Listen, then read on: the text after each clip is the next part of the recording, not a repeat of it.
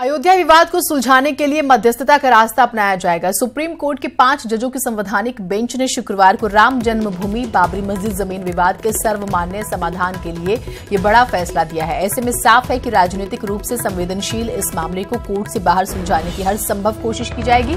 Supreme court ने इस बाबत 3 सदस्यीय पैनल भी गठित कर दिया है। सुप्रीम कोर्ट के रिटायर्ड जज जस्टिस एफएम खलीफुल्ला इस पैनल के चेयरमैन होंगे। समिति के अन्य मध्यस्थों में आध्यात्मिक गुरु श्री श्री रविशंकर और वरिष्ठ वकील शिवराम पांचू शामिल हैं। खास बात यह है कि मध्यस्थता के जरिए मामले को सुलझाने की प्रक्रिया 4 हफ्तों में शुरू हो जाएगी और 8 हफ्ते में पूरी हो जाएगी। कोर्ट ने फैजाबाद में ही मध्यस्थता को लेकर बातचीत करने के निर्देश दिए हैं। जब तक बातचीत का सिलसिला चलेगा, पूरी बातचीत गोपनीय रखी जाएगी। जो सुप्रीम कोर्ट के रिटायर्ड जज हैं वो इस मध्यस्थता मीडिएशन के चेयरमैन होंगे।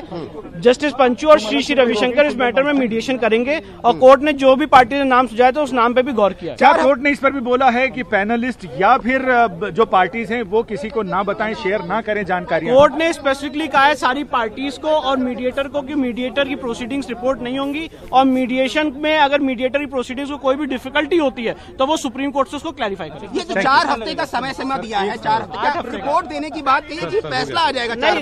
रिपोर्ट ऑलवेज मीडिएटर अपनी रिपोर्ट सुप्रीम कोर्ट के सामने सबमिट करेगा और वो रिपोर्ट सुप्रीम कोर्ट को अगर उसमें उनको कोई डिफिकल्टी होती है तो वो सुप्रीम कोर्ट से उस बात को क्लैरिफाई करेगी। लेकिन कई बार समझौते के प्रयास हो चुके हैं और उस प्रयास का परिणाम नहीं निकल पाया था। हर राम भक्त चाहता है कि रामलला की जन्मभूमि पर भव्य मंदिर का निर्माण हो और वह जल्द से जल्द हो। किसी भी स्तर पर विलंब कोई भी राम भक्त, कोई भी पूज्य साधु संत नहीं चाहते। समझौते से अगर किसी मामले का हल हो जाए तो इससे अच्छा कुछ नहीं होता है। ये हम लोग पहले भी कह रहे थे। या कोर्ट के फैसले के आधार पर कोई निर्णय आ जाता है तो उसके आधार पर रामलला मंदिर, उस पर भी हम लोग विरोध में नहीं है। तीसरा विकल्प हमने सदा कहा है कि जब समझौता और कोर्ट के माध्यम से कोई समाधान का रास्ता नहीं निकलता है तो फिर संसद का रास्ता है, ना कानून बना करके रास्ता बनाने की बात आती है। निमेश हमारे साथ हमारे सहयोगी जुड़े हुए हैं। निमेश, अयोध्या वाले अब इस पर क्या कुछ कह रहे हैं? क्योंकि अब सियासी बयानबाजियां भी बहुत हो रही, सियासी कोशिशें भी बहुत हो चुकी हैं, लेकिन अब कोर्ट की तरफ से एक कोशिश हुई है, एक आदेश दिया गया है। उस लिहाज से क्या कह रहे हैं अयोध्या? जी ना, देखिए, जहां पर हिंदू पक्षकारों की बात है करीब करीब सब इस बात को स्वीकार रहे हैं कि मध्यस्थता से अगर कहीं कोई गुंजाइश हालांकि दिखती नहीं नजर आ रही है, लेकिन अगर कोई बात बन सकती है तो उससे तैयार है। केवल हिंदू महासभा के लोग जो हैं वो इस पूरे प्रकरण में विरोध कर रहे हैं। उनका ये कहना है यहाँ पे कि 1949 से हम लड़ रहे हैं और ये पूरा लैंड जो है वो हिंदुओं को सौंपी जानी चाहिए। इस पर किसी तरीके के सुलह समझौते की कोई गुंजाइश बची ही नहीं है। लेकिन अगर बात करा जाए पुजारी आचार्य सत्येंद्र दास की तो उन्होंने स्वागत किया है। उन्होंने कहा है कि जल्द ही इस पूरे मामले पे कहीं ना कहीं से कोई कोर्ट ने जब अपना हस्तक्षेप किया है तो कोई ना कोई सुलह के अच्छे रास्ते निकल सकते हैं। अयोध्या की आवाम इस बात को अब चाहती भी है कि जल्द से जल्द इस पूरे मामले का पटाक्षेप हो। काफी दिन से ये मामला चलता आ रहा है। सुलह समझौता की सार्थक कोशिश कई बार हुई लेकिन सार्थक नहीं हो पाई। उसकी वजह थी कहीं ना कहीं लोग भटका रहे थे। हालांकि अब सुप्रीम कोर्ट इस पूरे मामले में इन्वॉल्व हुआ है तो जाहिर सी बात है कि गंभीरता से हो सकता है इस पूरे प्रकरण की कहीं ना कहीं कोई रास्ता निकल के आए और सुलह समझौते से बात हल हो सके। इसको लेकर कई लोग बहुत उत्साहित भी हैं। जी निमेश, यानी कि हम ये माने कि यहाँ पर भी अभी मिली जुली प्रतिक्रियाएं हैं और ये भी माने कि लोग अभी खुलकर जो है बोल नहीं रहे हैं, क्योंकि हमने तमाम प्रोटेस्ट प्रदर्शन भी देखे। पिछले दिनों हमने धर्म संसद भी लगी, धर्म सभाएं भी लगी, वो भी देखा। तो उस लिहाज से क्या अभी क्योंकि देखिए एक और बात बहुत महत्वपूर्ण कोर्ट ने कही है कि मीडिया रिपोर्टिंग जो है वो नहीं होगी इस पर, तो शायद एक दायरा भी तय कर दिया गया और इस वजह से सधी हुई प्रतिक्रियाएं आ रही हैं।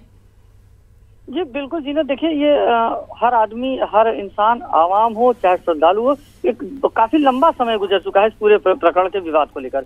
अब हर आदमी इस विवाद की पटाक्षेप चाहता है और कोई सार्थक जवाब चाहता है, हाँ या ना का। लेकिन एक चीज ये भी है कि अयोध्या इस सुलह समझौते के दौर से कई बार गुजरी है। पिछले दिनों मुस्लिम पक्षकार थे हाशिम अंसारी, उन्होंने भी और ज्ञानदास के साथ मिलकर की थी। राजीव गांधी के समय से सुलह समझौते की बातें चल रही है और कई बार सुलह समझौते की वार्ता की जा चुकी है। लेकिन अब उस पर आज तक किसी तरीके से वो सफल नहीं हो पाए। इसको लेकर लोगों में ये जरूर है कि अब इसका क्या रूप और रोका होती है, कहीं कोई निकल के आती है कि नहीं। लेकिन उत्साहित है इस बात से कि सुप्रीम कोर्ट ने कहा है और गाइडलाइन जारी की है, क्योंकि जिस हिसाब से सुप्रीम कोर्ट ने लोगों को नियुक्त किया है, बुद्धिजीवी वर्ग को दिया गया है, जजों को सौंपा गया है, रविशंकर है, तो इन लोगों को लेकर कहीं ना कहीं ये भी लगता है कि शायद आगामी दिनों में कोई निर्णय इसका सार्थक निकल आए। इसको लेकर भी लोग आशान्वित हैं लेकिन सशंकित भी हैं। जी ठीक, बहुत शुक्रिया आपका तमाम जानकारियों के लिए। सुशील हमारे साथ हमारे सहयोगी दिल्ली से जुड़ रहे हैं। सुशील, आप दिल्ली में क्या कुछ सुनने को मिल रहा है, क्या कुछ अब प्रतिक्रियाएं आ रही हैं? जी देखिए जीनत, अगर प्रतिक्रियाएं की बात करें तो फिलहाल एक धड़ा ऐसा भी है जो इस चीज का शुरू से विरोध करता आ रहा है। वहीं दूसरा धड़ा ये कह रहा है कि समस्या का हल निकालना जरूरी है, क्योंकि लंबे समय से ये पूरा मामला जो है वो पेंडिंग है, लिहाजा सुप्रीम कोर्ट की इस पहल का वो स्वागत करते हैं। फिलहाल सुप्रीम कोर्ट ने जीनत जो आदेश दिया है कि मीडिएटर इन तमाम समस्याओं का समाधान निकाले, तो फिर फिलहाल मीडिएटरों के लिए भी एक बहुत बड़ी चुनौती है कि वो इस तमाम इतनी बड़ी समस्याओं का समाधान किस आधार पर निकालते हैं।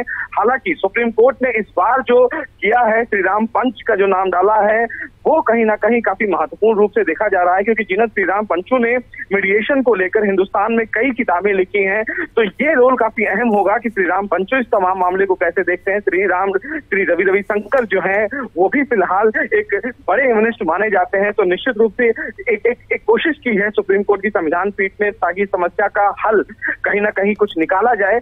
लेकिन समस्या का हल निकलता कितना है इसका तो हमें इंतजार करना पड़ेगा, क्योंकि विरोध के जो स्वर हैं वो चारों तरफ हैं। उनका सीधे रूप से ये कहना है कि वो 1 इंच जमीन किसी और भी पक्ष को नहीं देना चाहते हैं। तो अब देखना यह है कि सुप्रीम कोर्ट ने फिलहाल जो पहल की है उस पहल का नतीजा क्या निकल के आता है।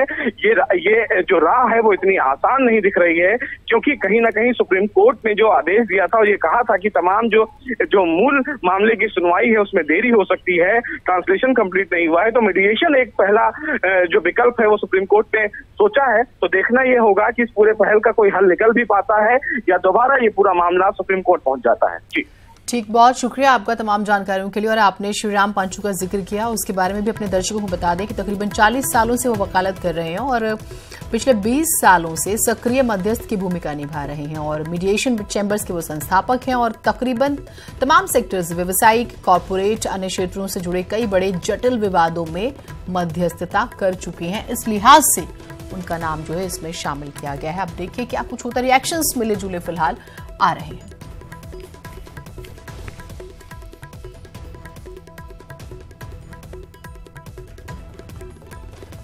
और उमा भारती का क्या कुछ स्टेटमेंट आया, जरा वो भी सुनिए।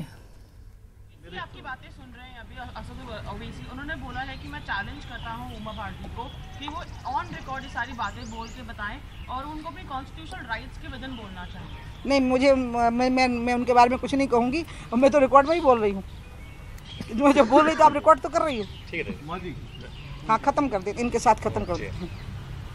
माँ जी, आपने पहले भी कहा था कि अगर राम मंदिर बनाना चाहे कांग्रेस पार्टी का, आप राहुल गांधी के साथ जाकर के राम मंदिर का शिलान्यास करके आएंगे, क्या उस अपील पर आप आज भी कायम है? पहला प्रश्न। और दूसरा भी इसके साथ ही में आपसे पूछ लूँ, 5 साल तक आपकी सरकार थी, पूर्ण बहुमत की सरकार भारतीय जनता पार्टी की, पहली बार क्यों ऐसा हुआ कि आप लोग राम मंदिर पर प्रस्ताव लेकर के नहीं आ पाए संसद में? माननीय कोर्ट में मामला चल रहा था, फिर सरकार ने याचिका भी दायर की है राम जन्मभूमि न्यास को देने के लिए। सरकार ने अपना धर्म पूरा किया। अब ये जो बात है, जब भव्य राम मंदिर का निर्माण की शुरुआत होगी तो जो घात लगा के बैठे हुए हैं उसमें राहुल गांधी सबसे आगे हैं कि वो मंदिर बनने नहीं देंगे, वो अड़चन बनाए रहेंगे, वो तनाव बनाए रहेंगे। ये उनकी इच्छा है। सुप्रीम कोर्ट ने उनके इरादों पर पानी फेर दिया, इसलिए मैं सुप्रीम कोर्ट का बहुत अभिनंदन करती हूँ इस बात के लिए। तो जब भी मंदिर का निर्माण शुरू होगा, राहुल गांधी, सोनिया गांधी, यहाँ तक कि जो भी इस देश के और हैं, अखिलेश यादव जी, मायावती जी, ममता बनर्जी जी, मैं तो सबको अयोध्या के बाहर खड़े होकर के वेलकम करूँगी, उनके साथ चलूँगी। कोई वीएचपी, बजरंग दल, विश्व हिंदू परिषद या भारतीय जनता पार्टी, खाली इनके थोड़े ना बाबा राम का नाम सपा, बसपा, कांग्रेस सब पार्टी के कार्यकर्ता लेते हैं। बस वो राम के नाम पे राजनीति करने लग जाते हैं। उनको डर बैठ जाता है कि जैसे ही राम का नाम लेंगे तो दूसरे समुदाय के वोट नहीं मिलेंगे। वो डर हमें नहीं लगता। हमें लगता है वोट मिले या ना मिले हम राम का साथ नहीं छोड़ेंगे। तो सब अपना डर खत्म करें और सब इकट्ठे हो जाएं और चलें। बाकी मुझे किसी की बात का जवाब नहीं देना। राहुल गांधी पर निशाना साधा अखिलेश यादव पर सोनिया गांधी, मायावती, साथ ही साथ ममता बनर्जी, तमाम वो एक धड़ा जो है जो कई बार सवाल खड़े करता है। तो आपने उमा भारती को सुना और उनके मुताबिक राहुल गांधी जो है राम मंदिर के निर्माण में सबसे बड़ी अड़चन है, ये उन्होंने कहा है।